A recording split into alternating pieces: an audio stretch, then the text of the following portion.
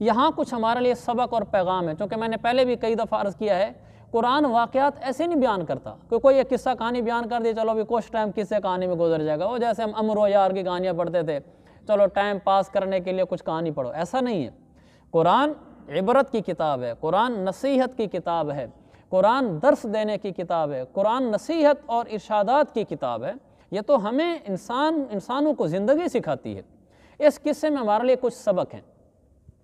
پہلا سبق تو یہ ہے کہ انسان کو کبھی یہ نہیں کہنا چاہیے اس صفت کے بارے میں بھی جو صفت اس کے اندر ہو، اس کے بارے میں بھی اپنے آپ کو بڑا نہیں کہنا چاہیے۔ مثلا ایک آدمی اپنے خاندان میں، اپنی قوم میں، علاقے میں بڑا ہے، تو اس کو ایسے نہیں بولنا چاہیے جی میرے برابر کا کوئی نہیں۔ ایسا بولنا چاہیے کہ جیسے انسان کے اندر یہ لفظ نہ ہے کہ میں سب سے بڑا ہوں۔ اور ایسے ہی اللہ نے کسی کو کوئی بڑا عہدہ دیا ہوا ہے تو اپنے لیے سب سے بڑا لفظ استعمال کرنا، اس سے بچنا بہتر ہے، اللہ اس کو پسند فرماتا ہے۔ اور ساتھ ہی یہ درس بھی کہ نبی گناہوں سے پاک ہوتا ہے۔ جو اہم بات یہاں بتانے کی ہے نا وہ یہ ہے، دو باتیں ہیں اس واقعے میں اور بہت اہم ہیں، بہت اہم ہیں۔ پہلی بات یہ ہے کہ جتنے امور دنیا میں سر انجام دیے جا رہے ہیں تکوینی امور کے، یہ سب اللہ کے علم میں ہیں اور اللہ خود کروا رہا ہے۔ مثلا کوئی جوانی میں مر گیا، ابھی بڑا ہوا تھا اور وہ اپنے ماں باپ کو اور بہن بھائیوں کو سنبھالنے لگا تھا، نوکری لگی تھی، یہی بڑا تھا، اچانک فوت ہوگی، سوری نظام زندگی کا درم برم ہو گیا فیملی کا۔ جو کچھ ہو رہا ہوتا ہے، کس نے کون سا کاروبار کرنا ہے، یہاں تک تفسیروں میں لکھا ہے کہ کس نے کتنا کون سا کاروبار کرنا ہے اور اس کاروبار سے کتنی روزی اس کو ملنی ہے، یہ بھی اللہ لکھ چکا ہے اور اپنے فرشتوں سے یا اپنے خضر علیہ السلام سے کروا رہا ہے۔ تو پہلی بات ہمارے علم میں یہ ہونی چاہیے، جو ہے بھی صحیح، کہ جو دنیا کا ایک کارخانہ چل رہا ہے یہ اللہ کی منشا، اللہ کی چاہت، اللہ کے حکم سے چل رہا ہے۔ پھر اگلی بات یہ پیدا ہوتی ہے کہ بعض دفعہ اللہ ایسا کام کر دیتا ہے جو عقل کے خلاف ہوتا ہے۔ مثلا اگر اللہ کے حکم سے جیسا کہ یہ چل رہا ہے ہمارا عقیدہ ہے، تو کب یہ دوسری بات بتا رہا ہوں، پہلی بات یہ بتائیے میں نے کہ جو کچھ ہو رہا ہے اللہ کے حکم سے ہو رہا ہے، اللہ کرتا ہے یہ۔ اب دوسری بات بتا رہا ہوں کہ یہ جو موسیٰ علیہ السلام کے ساتھ خضر علیہ السلام نے ایسے کام کیے جو موسیٰ علیہ السلام کے نزدیک عجیب کام تھے، کیونکہ وہ تکوینی علم تھا، ایسے عجیب کام آج ہم بھی اپنی نظروں میں دیکھتے ہیں۔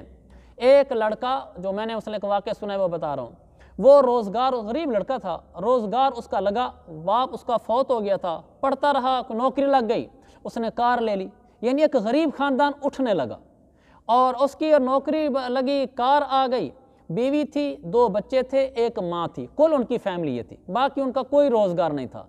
اسی دوران یہ گاڑی لے کر جا رہا تھا، راستے میں ایکسیڈنٹ ہوا، یہ لڑکا مر گیا، عورت اور 2 بچے اور ماں زندہ بچ گئے۔ جس کے سہارے گھر نے چلنا تھا وہی اڑ گیا۔ اللہ تعالیٰ کو دیکھ رہا ہوتا ہے کہ یہ کس کو میں واپس بلا رہا ہوں اپنے پاس اور پیچھے کن کو چھوڑ رہا ہوں۔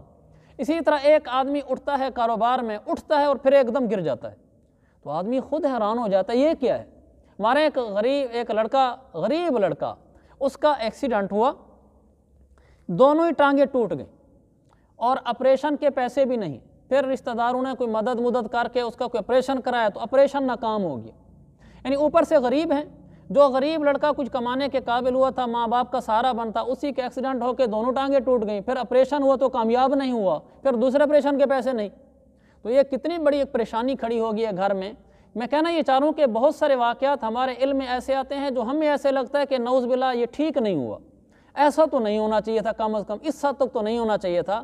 ہمیں یہ سمجھنا چاہیے کہ اس کے پیچھے کوئی ایک حکمت ہوتی ہے اللہ کے علم میں جو ہمارے علم میں نہیں ہوتی۔ اس لیے بعض دفعہ دل میں شکوک و شبہات اٹھتے ہیں اللہ کے فیصلوں پر کہ یہ کیا ہو گیا ہے، لیکن اس کے پیچھے جو حکمت ہوتی ہے اس سے ہم واقف نہیں ہوتے۔ جیسے اب تینوں واقعات کو دیکھ لیں، اس کا پھٹا توڑ دیا ہے کشتی کا، بالکل غلط کام کیا نا، کہ ایک آدمی نے آپ کے ساتھ بھلا کیا ہے، یعنی ایک آدمی دیندار بنا، نیک بنا، اسی کے کاروبار کا نقصان ہو گیا۔ ایک آدمی کوئی اچھا بنا، کسی نے آ کے اسی کے گھر کو لوٹ لیا، تو بظاہر تو بڑا عجیب سا کام لگتا ہے۔ جیسے انہوں نے نیکی کی کہ اگلے کو بغیر کرائے کے بٹھا دیا، جس کو بغیر کرائے کے بٹھایا اسی نے پھٹا توڑا، تو آدمی کا عقل کے خلاف ہے۔ 9 عمر لڑکا ہے، 10-12 سال عمر ہے، اس بیچارے کا کیا قصور ہے، اس کو قتل کر دیا اور ایک دیوار کھڑی کر دی، پیسے بھی نہیں لیے، بھوکے بھی ہیں، یہ بھی ایک عجیب سا کام ہے۔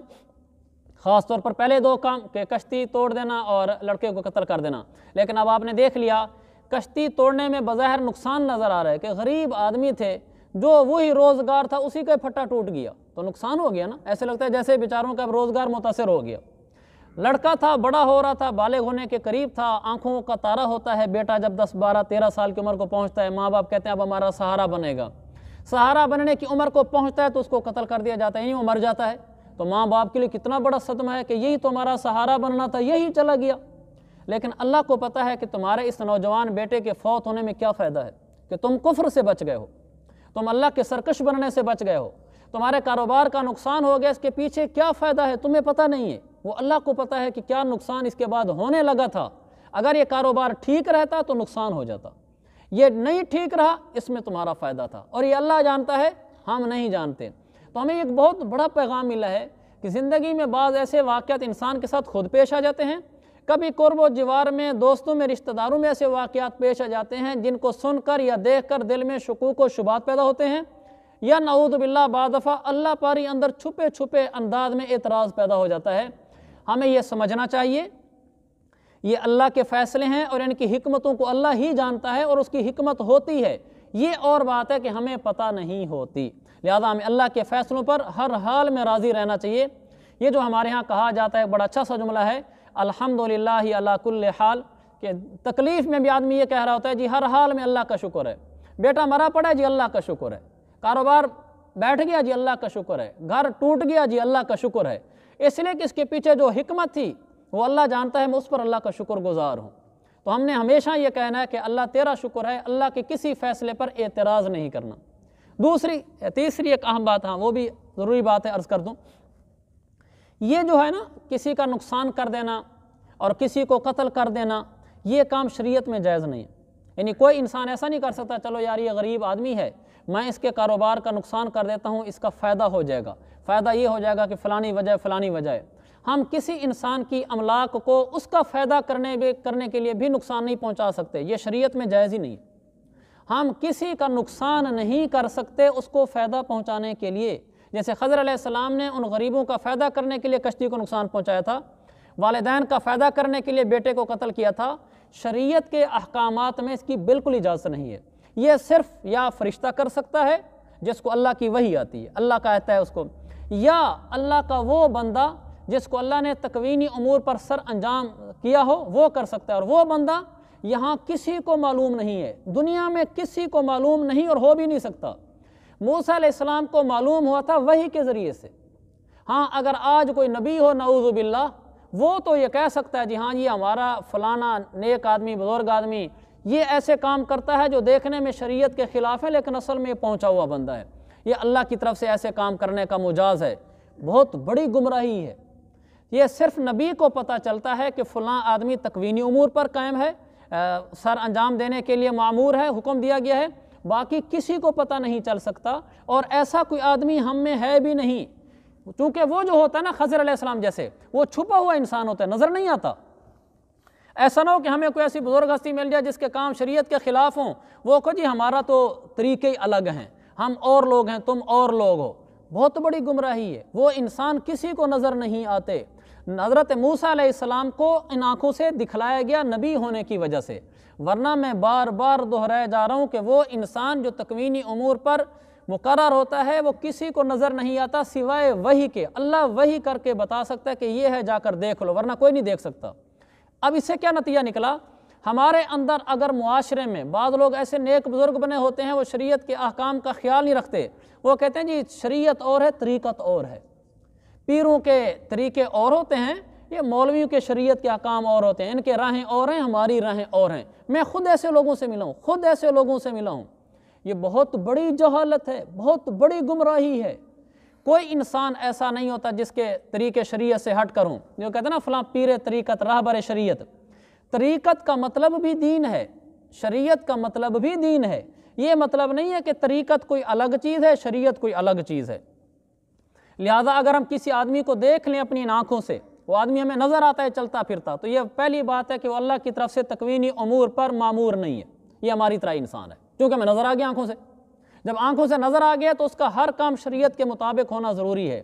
اگر وہ شریعت سے ہٹ کر کرتا ہے اور اپنے ماتحتوں کو یہ کہتا ہے جی ہماری راہیں اور ہیں اللہ تک پہنچنے کے لیے، رب ذوالجلال کی قسم وہ انسان گمراہ ہے، اور وہ دوسروں کو بھی گمراہ کر رہا ہے. ہم ایک دفعہ جماعت میں تھے تو ہمارے ساتھ ایک آدمی آیا، لاہور کا تھا، بڑا فقیر ٹائپ آدمی تھا، تو میری اسے ذرا دوستی ہوگی، تو میں نے پوچھا تم تبلیغی جماعت میں کیسے لگے؟ یہ میرا اپنا پیش آمدہ واقعہ آپ کو سنا رہا ہوں۔ اس نے کہا جی جن پیروں بزرگوں کے پاس میں تھا، اچھا میں آپ کو اللہ معاف فرمائے پیروں بزرگوں کے خلاف نہیں کر رہا، میں خود ایک پیر کا مرید ہوں، خود میں ایک پیر کا مرید ہوں۔ میں نے کئی دفعہ کہا پیر اس کو کہتے ہیں جو شریعت کے مطابق چلتا وہ پیر ہے، جو شریعت کے مطابق نہیں چلتا وہ کوئی پیر نہیں ہے۔ مسلمان ہونے کے ناطے احترام کریں گے لیکن وہ ہمارا پیر نہیں ہے، ہمارا قائد نہیں ہے، ہمارا پیشوا نہیں ہے۔ تو وہ کہنے لگا کہ اب جن کے پاس میں رہا کرتا تھا نا، وہ ہمیں کہا کرتے تھے، اشعار سریکی میں تھے پنجابی میں، ہمیں یہ یاد کروائے ہوئے تھے تو ہم اس سے یہ سمجھتے تھے کہ علماء کی کوئی ضرورت نہیں ہے۔ میں نے کہا کوئی اشعار مجھے سناؤ۔ آج میں جب مطالعہ کر رہا تھا میں نے بڑا دماغ لڑایا ان اشعار کو یاد کرنے کے لیے، بات ہے بہت پرانی، سن 2012 میں میری اس سے ملاقات ہوئی تھی۔ اس شعر کا نا کوئی ایک ٹکڑا مجھے یاد ہے ابھی بھی، تو میں سنا دیتا ہوں۔ اس نے کہا انہوں نے ہمیں یہ شعر یاد کرا رکھے ہوتے، رب نو ملن دا راستہ عشق ہے، کچھ مجھے ٹوٹا پھوٹا یاد ہے، اس عشق دی موری ہو رہے، اے عالم فاضے لنگھن نہ دیں دے، اے دا راستہ ہو رہے۔ یہ اس کا کچھ مفہوم ہے اشعار کا، جو کچھ مجھے یاد ہے الفاظ، یعنی جس کا مطلب کیا ہے، اللہ تک پہنچنے کا راستہ عشق الہی ہے، اور اس عشق کا راستہ اور ہے۔ یہ جتنے عالم فاضل علماء مفتیان ہوتے ہیں، یہ نہیں وہاں اس موری سے لنگھن نہیں دیں دے، یعنی وہاں سے داخل نہیں دیتے، گزرنے نہیں دیتے، یہ اس عشق والی موری سے نہیں گزرنے دیتے، اس لیے ان مولویوں سے، عالموں سے، مفتیوں سے دور رہا کرو۔ ہم عشق کے راستوں پر چل کر اللہ کے پاس پہنچ جائیں گے، ہمیں ان مولویوں کی، مسلوں کی، شریعت کی، جائز ناجائز کی کوئی ضرورت نہیں ہے۔ کہنے لگا اس طرح کی باتیں ہم سنتے تھے، تو ایک دفعہ میری ملاقات ہوگی جماعت والوں سے، تو انہوں نے مجھے بتایا کہ اللہ کے احکام پر چلو، اللہ کے نبی کے سنت طریقوں پر چلو، سارے صحابہ ایسے چلتے ہوئے گئے۔ تو میری سمجھ میں آ گیا کہ صحابہ تو ایسے نہیں تھے کہ وہ ان کے لیے کوئی اور راستے ہوں، تو یہ ہمارے لیے اور راستے کہاں سے پیدا ہو گئے ہیں کہ صحابہ تو ساری زندگی شریعت کے مطابق چلتے رہے، جائز ناجائز حلال حرام کے مطابق چلتے رہے، اور ہم کوئی نئے راستے ڈھونڈ کے بیٹھے ہوئے ہیں۔ تو اس نے کہا میری سمجھ میں آ گیا، تو پھر میں نے وہ راستہ چھوڑ گیا اور میں ادھر آ گیا۔ تو یہ بھی ہمیں ایک بہت بڑا درس ملا کہ ہم نے اگر اپنی آنکھوں سے کسی انسان کو دیکھ لیا ہے تو یہ طے ہو گیا کہ اللہ کی طرف سے طے شدہ نہیں ہے انسان، لہذا اگر اس کا کوئی عمل خلاف شریعت ہے اور وہ کہتا ہے یہ ٹھیک ہے، ہمارے راستے ہی اور ہیں، میں پہلی دفعہ آپ کے سامنے قسم کھائی ہے کہ یہ ایک بہت بڑی گمراہی ہے، ہمیں اس سے بچنا چاہیے۔ ایسے لوگوں کے پیچھے چلنا چاہیے جو لوگ قرآن و حدیث کے مطابق زندگی گزارتے ہیں، شریعت کے مطابق، اللہ رسول کے مطابق زندگی گزارتے ہیں، یہ لوگ پار ہیں اور یہی لوگ کامیاب ہیں۔ اللہ مجھے اور آپ کو قرآن و سنت والی زندگی عطا فرمائے اور اسی پر ہمارا خاتمہ فرمائے۔